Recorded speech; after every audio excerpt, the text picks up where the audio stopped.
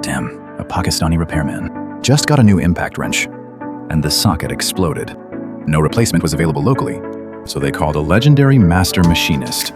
The whole repair cost only $3.15. The ruined socket got a new life, and the impact wrench roared again. To save money, the craftsman had an idea. He kept the square drive end and rebuilt only the socket section. Anyone who uses sockets knows they take most of the force. A simple weld would never survive. But this experienced craftsman already had a solution. He chose a threaded connection. After machining the outer part, he first cut the threads. This step requires real skill. The precision must be high.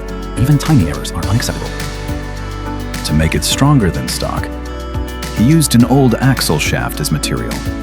Its steel was much tougher than the broken socket, and it cost nothing extra. At this price, he might barely cover electricity.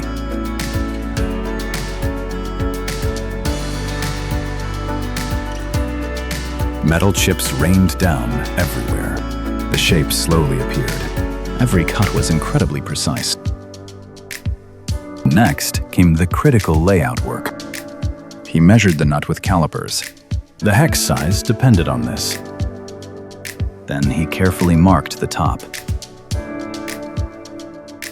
He drew a circle.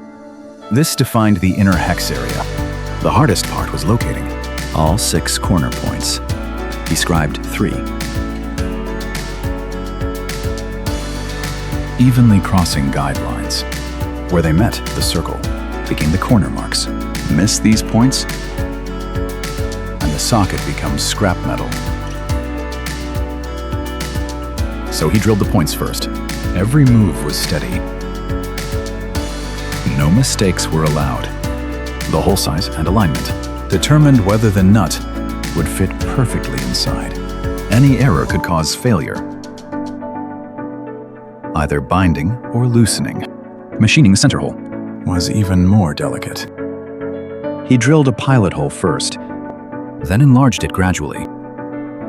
The inner bore is the soul of the socket. The whole socket would be useless. Nice to look at, but not useful at all. A lathe can shape most of it, but special shapes, like the hex and square drive, need expert handwork. He was ready for it. The torch came out. Once heated enough, the metal becomes much softer. Its formability increases greatly. Then he hammered the nut deep into the opening.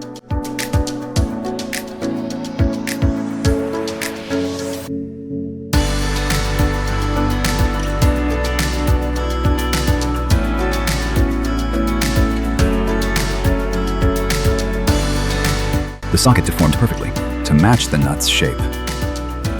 The hex opening formed instantly. The fit was incredibly tight. Not even a hair could fit in. But forming it was only part of the job. The craftsman mounted it back on the lathe. Then he machined the outside.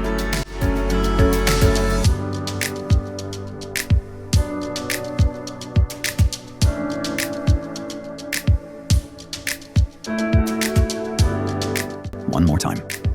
This step removed imperfections left from earlier machining.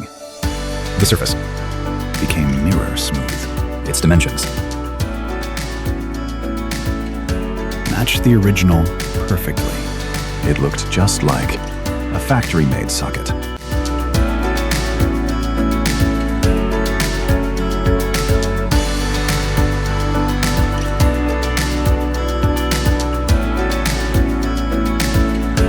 No rough spots were allowed.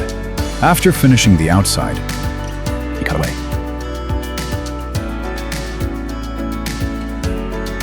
All the extra material, only the socket end, was left behind.